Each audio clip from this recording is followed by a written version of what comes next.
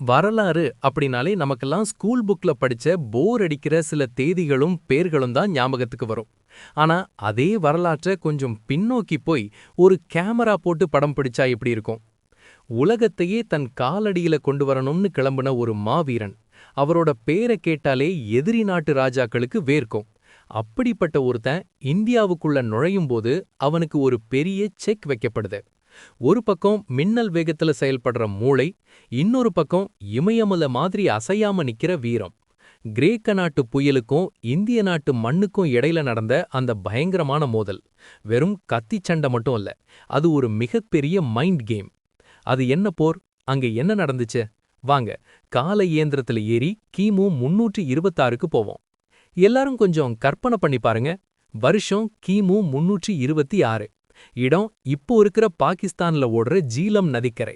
அப்போ அதுக்கு பேரு ஹைடாஸ்பீஸ். வானம் சும்மா பொத்துக்கிட்டு ஊத்துது, இடி இடிக்குது, மின்னல் வெட்டுது. அந்த கார் இருள்ல உலகத்தையே பயமுறுத்தி வச்சிருந்த ஒரு ராணுவம் நதியோக ஒரு கரையில நிக்குது. இன்னொரு கரையில அது வரைக்கும் அந்த அந்நிய படைகள் பார்த்திராத மலை மாதிரி அசையாம நிக்கிற யானை படை நிக்குது. இது சும்மா ஒரு போர் இல்லைங்க, இது 2 உலகங்களுக்கு நடந்த மோதல். மேற்குல இருந்து வீசின சூறாவளிக்கும் கிழக்குல நிமிர்ந்து நின்ன மலைக்கும் நடந்த மோதல். ஆமா, நான் சொல்லப் போறது மாவீரன் அலெக்சாண்டருக்கும் பஞ்சாப் சிங்கம் போரஸுக்கும் நடந்த அந்த ஐதீக போரை பத்தி தான். இந்த கதை வெறும் கத்தி சண்டை இல்ல, இதுல துரோகம் இருக்கு, தந்திரம் இருக்கு, ரத்தம் தெறிக்கிற வன்முறை இருக்கு. கடைசியில ஒரு மனுஷனோட ஈகோ எவ்வளோ தூரம் போகுங்கிற பாடமும் இருக்கு. அலெக்சாண்டர் கிரீஸ்ல இருந்து கிளம்பி பெர்ஷியாவை அழிச்சிட்டு எகிப்த புடிச்சிட்டு உலகம் முழுக்க என்னோடதுதான்னு சொல்லிக்கிட்டு இந்தியா வாசல்ல வந்து நின்னப்போ அவருக்கு காத்திருந்த அந்த அதிர்ச்சி வைத்தியம்தான் இந்த கதை.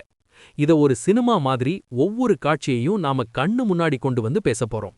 தயாரா இருங்க. கதை எங்க ஆரம்பிக்குது தெரியுமா? அலெக்சாண்டர் சிந்து நதியை தாண்டி உள்ள வராரு. அட்டக் பக்கத்துல அவர் காலை வைக்கும்போதே அவருக்கு ஒரு விஷயம் புரியுது. இந்தியாங்கிறது ஒரே நாடில்ல, அது பல துண்டு துண்டு ராஜ்யங்களா பிரிஞ்சு கிடக்கு. இதுதான் அவருக்கு கிடைச்ச பெரிய ஜாக்பாட். அப்போ தட்சசீலம் அப்படின்னு ஒரு பெரிய ராஜ்யம் இருந்துச்சு. அது கல்விக்கும் செல்வத்துக்கும் பேர் போன இடம். அத ஆட்சி பண்ணிட்டு இருந்தவன் பேரு அம்பி. இவன் என்ன பண்ணிருக்கணும்? அந்நியன் ஒருத்தன் உள்ள வர்றான்னா பக்கத்துல இருக்கிற ராஜா கூட கை கோர்த்து எதிர்த்திருக்கணும். ஆனா அம்பி பண்ணது என்ன தெரியுமா? ராஜா, நீங்க பெரிய ஆளு, உங்க கூட நான் சண்டைக்கு வரல. என் எதிரி போரஸ், அவன் மேல எனக்கு சம கடுப்பு. நீங்க அவனை அழிக்கிறதுக்கு எனக்கு ஹெல்ப் பண்ணுங்க. நான் என் ராணுவத்தையும் யானைகளையும் காசையும் உங்களுக்கு தர்றேன் அப்படின்னு சரணடைஞ்சிட்டான். நினைச்சு பாருங்க, சொந்த மண்ணுல இருக்கிற ஒருத்தன் வெளியில இருந்து வர்றவனுக்கு சிவப்பு கம்பளம் விரிக்கிறான். அம்பி கொடுத்த யானைகளும் வீரர்களும் தான் அலெக்சாண்டருக்கு பெரிய பலமா அமைஞ்சது. தட்சசீலம் எவ்வளோ பணக்கார ஊருன்னா அங்க அலெக்சாண்டர் தங்கியிருந்தப்போ அவரோட படைக்கு தேவையான அத்தனை சாப்பாடும் வசதியும் கிடைச்சிருக்கு. ஆனா அம்பி சரணடைஞ்சதுக்கு இன்னொரு காரணமும் இருக்கு. அவனுக்கு போரஸ் மேல இருந்த பயம். போரஸ் சாதாரண ஆள் இல்ல. அவரோட பௌரவ ராஜ்யம் ஜீலம் நதிக்கும் செனாப் நதிக்கும் நடுவுல இருந்துச்சு. அவரு 7 அடி உயரமா பார்க்கவே மலை மாதிரி இருப்பாராம். அலெக்சாண்டர் அம்பி கிட்ட இருந்து எல்லாத்தையும் வாங்கிட்டு ஒரு தூதுவனை போரஸ் கிட்ட அனுப்புறாரு. நான் தான் உலகின் ராஜா அலெக்சாண்டர் வந்திருக்கேன், மரியாதையா வந்து என்ன பார்த்து கப்பம் கட்டிட்டு போ அப்படின்னு சொல்றாரு. அதுக்கு போரஸ் சொன்ன பதில் என்ன தெரியுமா? கண்டிப்பா சந்திக்கிறேன், ஆனா சும்மா இல்ல, எல்லையில சந்திக்கலாம், கையில ஆயுதத்தோட வா, அங்க பாத்துக்கலாம் அப்படின்னு மாசா பதில் அனுப்புறாரு. இந்த பதில் அலெக்சாண்டருக்கு புதுசு. ஏன்னா அவர் பேரை கேட்டாலே பாதி ராஜாக்கள் நடுங்கிடுவாங்க. ஆனா இங்க ஒருத்தன் நெஞ்ச நிமிர்த்தி நிக்கிறான்னா இவன் சாதாரண ஆள் இல்லன்னு அலெக்சாண்டர் அப்பவே முடிவு பண்ணிட்டாரு. இப்போ சீன் கட் பண்ணா. ஜீலம் நதிக்கரை. மே மாசம், வெயில் கொளுத்த வேண்டிய நேரம். ஆனா அந்த வருஷம்னு பார்த்து பருவமழை சீக்கிரம் ஆரம்பிச்சிருச்சு. நதி சும்மா வெள்ளக்காடா ஓடுது. பனிக்கட்டி உருகி வர்ற தண்ணி வேற, மழை தண்ணி வேற சேர்ந்து நதி பயங்கர வேகத்துல போயிட்டு இருக்கு. அலெக்சாண்டர் ஒரு கரையில கேம்ப் போடுறாரு. அவருக்கு எதிர்க்கரையில போரஸ் அவரோட மொத்த படையையும் நிப்பாட்டி வச்சிருக்காரு. போரஸோட பிளான் சிம்பிள். அலெக்சாண்டர் நதியை கடக்க முயற்சி பண்ணா அவரை தண்ணியில வச்சே காலி பண்ணிடணும். அதுக்காகவே போரஸ் என்ன பண்ணாருன்னா நதிக்கரை முழுக்க யானைகளை நிக்க வச்சிருந்தாரு. ஏன் தெரியுமா? குதிரைகளுக்கு யானைகளை பார்த்தாலே பயம். யானை வாட அடிச்சா குதிரை மிரளும். அதனால அலெக்சாண்டரோட குதிரைப்படை நதியை கடந்து கரை ஏறவே முடியாது. குதிரை தண்ணியை விட்டு வெளியே வராது. இது அலெக்சாண்டருக்கு பெரிய தலைவலி. அவர் என்ன பண்றதுன்னு யோசிக்கிறாரு. நேரடியா மோதுனா தோல்வி உறுதி. ஏன்னா நதி அவ்வளோ வேகத்துல போகுது. அதனால அலெக்சாண்டர் ஒரு கேமை விளையாட ஆரம்பிக்கிறாரு. அது ஒரு மனோ தத்துவ போர். தினமும் ராத்திரி ஆனா போதும் அலெக்சாண்டரோட படைகள் பெரிய சத்தம் போடுவாங்க, போர் முரசு கொட்டுவாங்க, கத்துவாங்க, குதிரைகளை ஓட விடுவாங்க. இந்த சத்தத்தை கேட்டு எதிர்க்கரையில் இருக்கிற போரஸ், ஐயோ அலெக்சாண்டர் தாக்க வர்றான் போல அப்படின்னு நினைச்சு தன்னோட படைகளை அலர்ட் பண்ணுவாரு. யானைகளை இங்கேயும் அங்கேயும் ஓட விடுவாரு. விடிய விடிய முழிச்சு நிப்பாங்க. ஆனா காலையில பார்த்தா அலெக்சாண்டர் ஆத்துல இறங்கி இருக்கவே மாட்டாரு. சும்மா கரையில நின்னு வேடிக்கை பார்த்துட்டு இருப்பாரு. இதே மாதிரி பல நாட்கள் நடந்துச்சு. தினமும் ராத்திரி சத்தம் வரும், போரஸ் படை அலர்ட் ஆகும், ஆனா போர் நடக்காது. இதுல என்ன ஆச்சுன்னா, போக போக போரஸோட படைக்கு ஒரு அலட்சியம் வந்துருச்சு. ச்சே, இவன் சும்மா டம்மி பீஸு, சத்தம் மட்டும்தான் போடுவான், ஆத்துல இறங்க மாட்டான், பயந்துட்டான் போல அப்படின்னு அவங்க நினைக்க ஆரம்பிச்சிட்டாங்க. போரஸ் தன்னோட பாதுகாப்பு கொஞ்சம் குறைச்சாரு. இதுதான் அலெக்சாண்டர் எதிர்பார்த்த தருணம். இதை இன்னும் நம்ப வைக்கிறதுக்காக அலெக்சாண்டர் இன்னொரு வதந்திய பரப்பி விட்டாரு. மழைக்காலம் முடியுற வரைக்கும் அலெக்சாண்டர் இங்கேயே தான் இருப்பாராம், மழை விட்டதுக்கு அப்புறம் தான் போர ஆரம்பிப்பாரு அப்படின்னு சொல்ல வச்சாரு. இத நம்பின போரஸ் கொஞ்சம் ரிலாக்ஸ் ஆனாரு. ஆனா அலெக்சாண்டரோட மூளைக்குள்ள வேற பிளான் ஓடிட்டு இருந்துச்சு. அலெக்சாண்டர் தன்னோட மெயின் கேம்ப்ல கிரேட்டரஸ் அப்படிங்கிற தளபதியை விட்டுட்டு ஒரு ரகசிய படைய கூட்டிக்கிட்டு நதிக்கு மேல அப்ஸ்ட்ரீம் சுமார் 17 மைல் தூரம் போறாரு. அங்க நதி வளைஞ்சு போற இடத்துல அடர்ந்த காடு இருக்கிற ஒரு தீவு இருந்துச்சு. அந்த தீவு அவங்கள மறைச்சுக்கும். அன்னைக்கு ராத்திரி பார்த்து ஒரு பயங்கரமான புயல் அடிச்சுது. இடி சத்தம் காதை கிழிக்குது, மழை கொட்டுது. சாதாரணமா இருந்தா எவனும் வெளியே வரமாட்டான். ஆனா அலெக்சாண்டர் இதுதாண்டா சரியான நேரம்னு நினைச்சாரு. ஏன்னா அந்த இடி சத்தத்துல இவங்க படக தயார் பண்ற சத்தம், குதிரைகள் போற சத்தம் எதுவுமே எதிர்க்கரையில் இருக்கிற போரஸோட ஒற்றர்களுக்கு கேட்காது. இயற்கை தனக்கு சாதகமா இருக்குன்னு அலெக்சாண்டர் நம்பினாரு.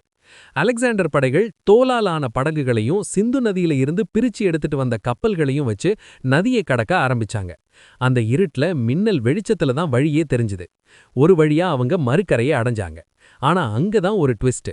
அவங்க இறங்குனது மெயின் கரை இல்ல, அது இன்னொரு குட்டி தீவு. நடுவுல இன்னொரு பெரிய வாய்க்கால் ஓடுது. தண்ணி கழுத்த அளவுக்கு போகுது. வேற வழி இல்லாம அலெக்சாண்டரும் அவரோட வீரர்களும் அந்த வெள்ளத்துல நடந்தே கஷ்டப்பட்டு உண்மையான கரையை அடைஞ்சாங்க. இங்க ஒரு முக்கியமான விஷயத்த நாம கவனிக்கணும். அலெக்சாண்டர் தன்னோட மொத்த படையையும் கொண்டு வரல. அவரு வெறும் 6000 காலால் படையையும் 5000 குதிரை வீரர்களையும் தான் கூட்டிட்டு வந்தாரு. மீதி படை பழைய இடத்திலேயே இருந்துச்சு. இது ஒரு தற்கொலை முயற்சி மாதிரி தான். ஏன்னா போரஸ் கிட்ட மிகப்பெரிய படை இருக்கு. ஆனா வேகம் மற்றும் அதிர்ச்சி, இது ரெண்டும் தான் அலெக்சாண்டரோட ஆயுதம். அலெக்சாண்டர் கரை ஏறிட்டாருன்னு செய்தி போரஸுக்கும் போகுது. ஆனா போரஸ் அதை முழுசா நம்பல. இதுவும் ஒரு ஏமாத்து வேலையா இருக்கும். சும்மா கொஞ்ச பேரை அனுப்பியிருப்பான்னு நினைச்சு தன்னோட மகனை, சில இடங்கள்ல அவர் பேரு ஸ்பிடாக்ஸ்னு சொல்லப்படுது, ஒரு சின்ன படையோட அனுப்புறாரு. அந்த படையில 2000 குதிரை வீரர்களும் 120 தேர்களும் போச்சு. இங்க தான் போரஸ் ஒரு தப்பு பண்ணிட்டாரு. நேத்து பேஞ்ச மழையில நிலம் பூரா ஒரே சேரும் சகதியுமா இருந்துச்சு. இந்திய தேர்கள் ரொம்ப கனமானவை. அதுல 6 பேர் இருப்பாங்க. 2 வில்லாளிகள், 2 கேடயம் பிடிப்பவர்கள், 2 சாரதிகள்.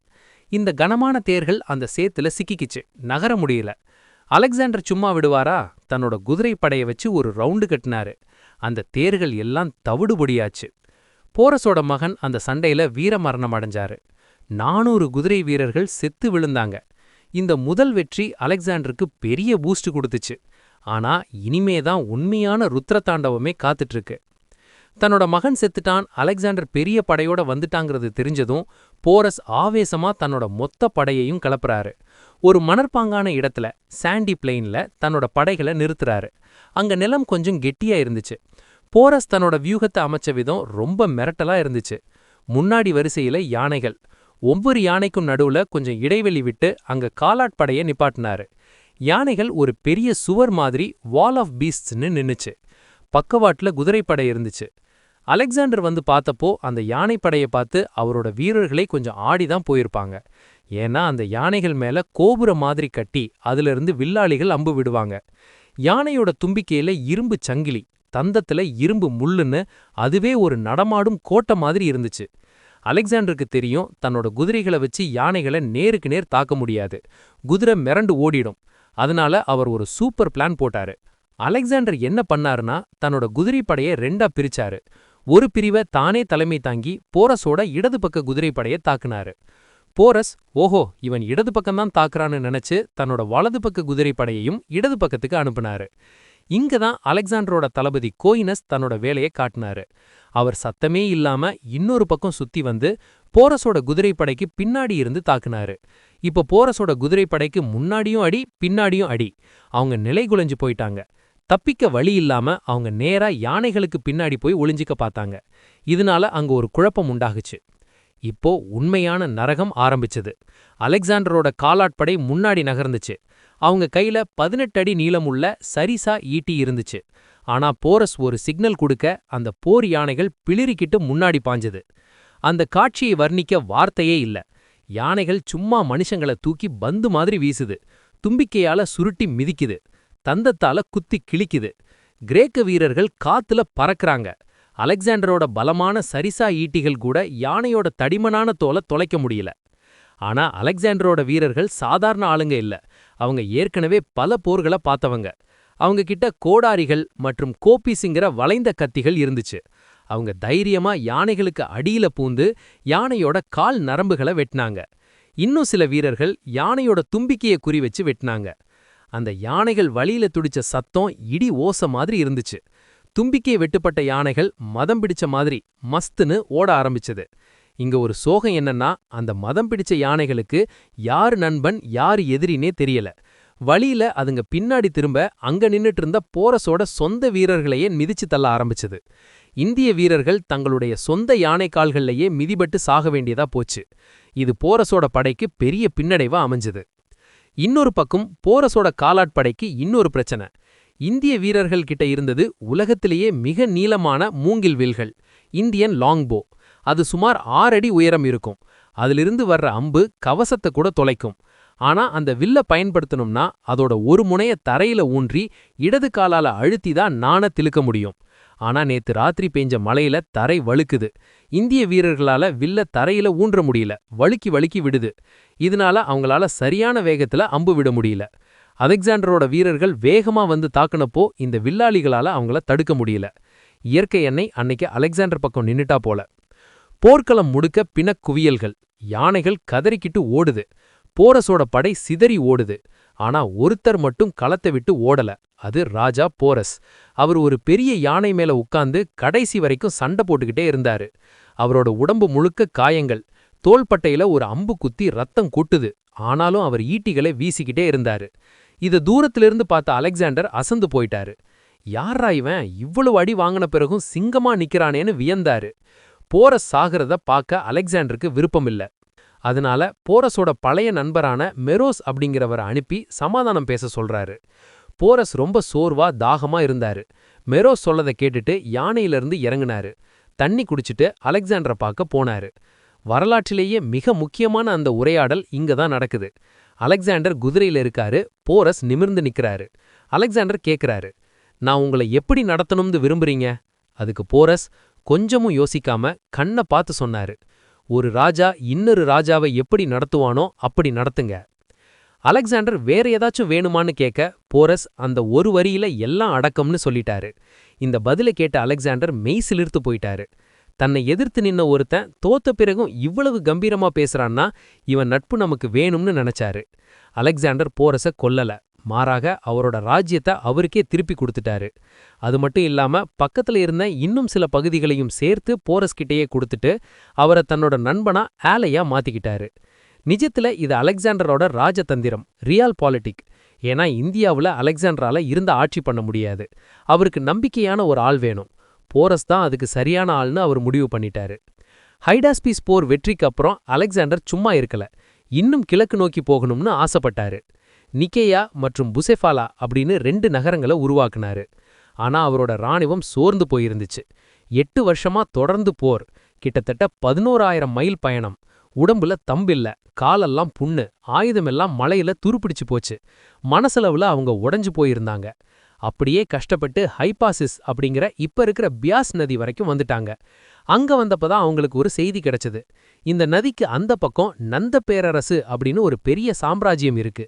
அவங்க கிட்ட 2 லட்சம் காலாட்படை, 80,000 குதிரைகள், 8,000 தேர்கள் இருக்குமா. அது கூட பரவாயில்ல, அவங்க கிட்ட 6,000 போர் யானைகள் இருக்கான். இத கேட்டதும் கிரேக்க வீரர்களுக்கு காய்ச்சலே வந்துருச்சு. சாமி, 200 யானைகளை சமாளிக்கவே நாங்க பட்ட பாடு போதும். இதுல 6,000 யானைகளா? ஆள விடுங்க சாமி, நாங்க வீட்டுக்கு போறோம்னு எல்லாரும் ஒரே படியா சொல்லிட்டாங்க.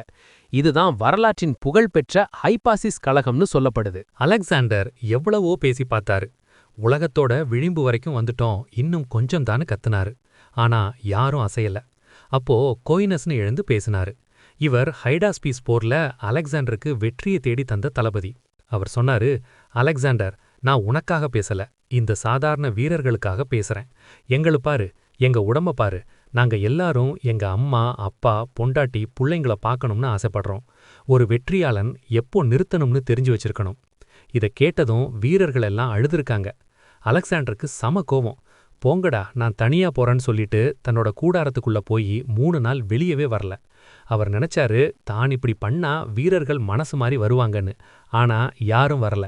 கடைசியில வேற வழி இல்லாம அலெக்சாண்டர் பின்வாங்க சம்மதிச்சாரு. ஆனா போற போக்குல நான் தோக்கல, சகுனம் சரியில்லைன்னா திரும்புறேன்னு காட்டிக்கிறதுக்காக அங்க 12 பெரிய பலிபீடங்களை கட்டினாரு. அது ஒவ்வொன்னும் கோபுரம் மாதிரி உயரமா இருந்துச்சாம். இதுதான் என் சாம்ராஜ்யத்தோட எல்லைன்னு எழுதி வச்சுட்டு திரும்பினாரு. திரும்ப போற வழியில சும்மா போகாம சிந்து நதி வழியா போறப்போ அங்க இருந்த மல்லர்கள் கூட சண்டை போட்டாரு. முல்டான் கோட்டைய முற்றுகையிட்டப்போ அலெக்சாண்டர் பொறுமை இழந்து ஏணி வழியா தனியா கோட்டை சுவர் மேல ஏறி குதிச்சிட்டாரு. சுத்தி எதிரிகள், அவர் மட்டும் தனியா. அப்போ ஒரு இந்திய வீரன் விட்ட அம்பு அலெக்சாண்டரோட மார்பு கவசத்தை தொலைச்சு நேரா நுரையீரலுக்குள்ள இறங்கிடுச்சு. மூச்சு விடும்போதெல்லாம் ரத்தமும் காத்துமா வெளியே வருது. அவர் மயங்கி விழுந்தாரு. அவரை காப்பாத்த அவரோட வீரர்கள் வெறித்தனமா சண்டை போட்டு அவரை தூக்கிட்டு போனாங்க. அந்த அம்பு யமன் மாதிரி அவர் உடம்புக்குள்ளேயே இருந்துச்சு. அதை வெட்டி எடுத்தப்போ ரத்தம் கொப்பளிச்சுது. சொல்லப்போனா அலெக்சாண்டர் இந்தியாவுல தான் பாதி செத்துட்டாரு. அந்த காயம் அவருக்கு ஆறவே இல்லை. அதுக்கப்புறம் அவர் பாபிலோன் போய் சேர்ந்தப்போ இந்த காயத்தோட பாதிப்பும் காய்ச்சலும் சேர்ந்து தான் அவரை 33 வயசுலயே சாகடிச்சதுன்னு சொல்லலாம். இப்போ ஒரு முக்கியமான கேள்வி, இந்த போர்ல ஜெயிச்சது யாரு? கிரேக்க வரலாற்றாசிரியர்கள் சொல்றபடி பார்த்தா அலெக்சாண்டர் தான் ஜெயிச்சாரு. போரஸ் சரணடைஞ்சாரு. இது ஒரு டாக்டிக்கல் விக்டரி. ஆனா நவீன வரலாற்று ஆய்வாளர்கள் சில கேள்விகளை எழுப்புறாங்க. அலெக்சாண்டர் ஜெயிச்சிருந்தா ஏன் போரஸ் கிட்டேயே ராஜ்யத்தை கொடுத்துட்டு போகணும்? ஏன் அதுக்கு மேல முன்னேற முடியாம திரும்பணும்? அலெக்சாண்டர் இந்தியாவுல பிடிச்ச இடங்கள் எல்லாம் அவர் செத்த சில வருஷத்திலேயே சந்திரகுப்த மௌரியர் கைக்கு மாறிடுச்சு. அப்போ அலெக்சாண்டரோட வெற்றி நிலையானது இல்லையா? உண்மை என்னன்னா, அலெக்சாண்டர் போர்க்களத்துல போரஸ ஜெயிச்சிருக்கலாம். ஆனா இந்தியாவோட புவியியல், யானைகள் கொடுத்த பயம், வீரர்களின் சோர்வு, இது எல்லாம் சேர்ந்து அலெக்சாண்டரை தோற்கடிச்சிருச்சு. உலகத்தையே வெல்வேன்னு வந்த ஒருத்தன் எப்படா ஊருக்கு போவோன்னு ஏங்குற அளவுக்கு மாத்துனது தான் இந்தியாவோட வெற்றி. ஹைபாசிஸ் நதிக்கரையில கட்டின அந்த 12 பலிபீடங்கள் அலெக்சாண்டரோட வெற்றியின் சின்னம் மட்டுமில்ல, ஒரு மனுஷனோட ஆசைக்கு இயற்கை போட்ட முற்றுப்புள்ளியும் கூட. இப்ப சொல்லுங்க, மழையில நனைஞ்ச அந்த ஹைபாசிஸ் நதிக்கரையும் ரத்தம் சிந்தின அந்த மண்ணும் நமக்கு சொல்ற கதை என்ன? எவ்வளவு பெரிய வீரனா இருந்தாலும் அவனுக்கும் ஒரு எல்லை இருக்கு. இப்ப சொல்லுங்க, அந்த போர்ல நிஜமா ஜெயிச்சது யாரு? வெற்றி தோல்வி அப்படிங்கிறது வெறும் புள்ளி விவரம் இல்லைங்க. அலெக்சாண்டர் அந்த போர்ல ஜெயிச்சிருக்கலாம். ஆனா இந்தியர்களோட வீரத்தை பார்த்து மிரண்டு போயிட்டாரு. உலகத்தையே ஜெயிக்கணும்னு ஆசைப்பட்ட அலெக்சாண்டரோட கனவுக்கு முற்றுப்புள்ளி வச்சது இந்த இந்திய மண் தான். இந்த கதை நமக்கு ஒரு பெரிய பாடத்தை சொல்லுது. பலம் அப்படிங்கிறது வெறும் ஆயுதத்துல இல்ல, அது நம்ம மனசுல இருக்கு. ஒரு ராஜா தோத்தாலும் எப்படி கம்பீரமா நிக்கணும்னு போரஸ் நமக்கு கத்துக் கொடுத்தாரு. எவ்வளவு பெரிய ஆளா இருந்தாலும் எப்போ நிறுத்தணும்னு தெரியறது தான் உண்மையான அறிவுன்னு அலெக்சாண்டரோட வீரர்கள் நமக்கு காட்டிட்டு போயிருக்காங்க. இந்த வீடியோ உங்களுக்கு பிடிச்சிருந்தா லைக் பண்ணுங்க, ஷேர் பண்ணுங்க. மறக்காம நம்ம பாலா பைட்ஸ் சேனலுக்கு சப்ஸ்கிரைப் பண்ணுங்க. இதே மாதிரி இன்னொரு அதிரடியான வரலாற்று சம்பவத்தோட உங்களை சந்திக்கிறேன். இது உங்கள் பாலா, இது பாலா பைட்ஸ்.